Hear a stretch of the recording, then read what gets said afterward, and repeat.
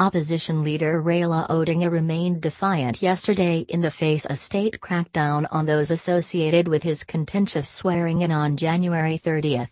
Raila said he was ready to pay the ultimate price if, according to him, it would translate into a free electoral process in future. "But I am not afraid of them.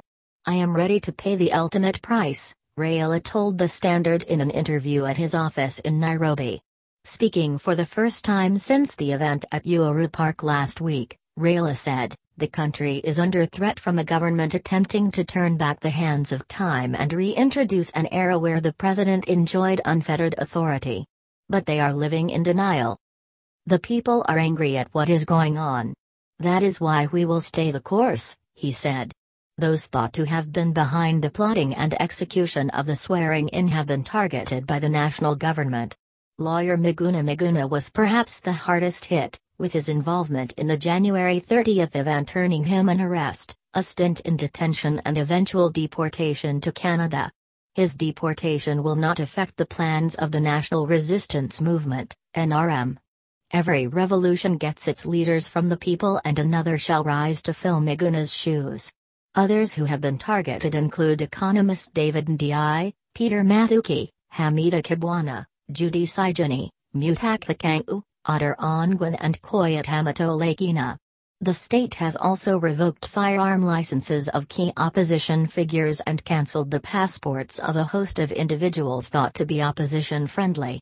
In the wide-ranging interview, Raila also accused the government of state capture.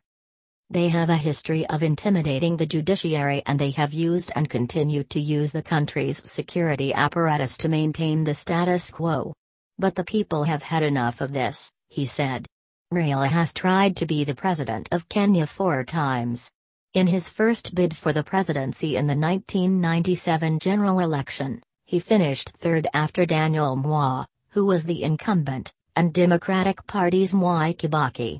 5 years later, he was among the politicians who openly showed support for a Kibaki-led coalition that clinched power from the 24-year Mwai presidency. But in 2007, after an acrimonious parting of ways with Kibaki, he had his second stab at the top seat, again falling short. The results of those elections effectively plunged the country into anarchy.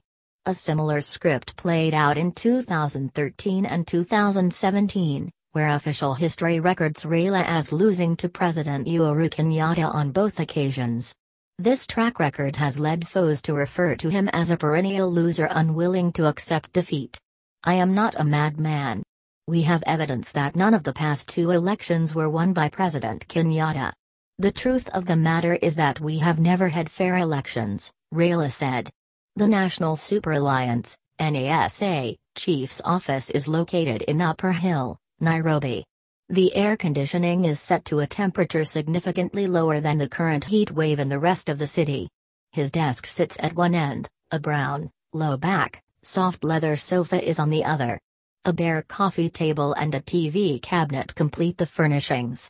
Nestled between a copy of India, The Spirit of Enterprise and Architecture Lumiere, Light is Life is a copy of the Kenya Air Force story. Raila's dalliance with the Air Force, in the late 70s, and later on in the early 80s, brought him face to face with his first treason charges. "That is why they cannot intimidate me. I have stared them down before and I can do so again," he said. The country is under a bigger threat than that of Raila being charged with treason. He said the NRM would continue to fight for justice, electoral reform and the Constitution. "Chasing shadows if the government doesn't respect the law, then the people are under no obligation to do so," he said. "NRM is not an organization, it is an idea in the hearts and minds of the people. Mashangai is and will continue chasing shadows."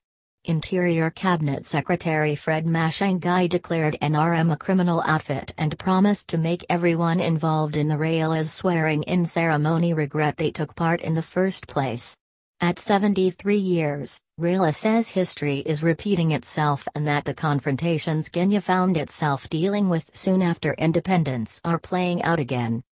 "Uhuru must be getting advice from someone who advised his father because what we are seeing is a fight between the old order, supported the status quo, and the new order, people who are for the Constitution and positive change. Jubilee is attempting to turn back the clock and erase all the gains made by the new Constitution.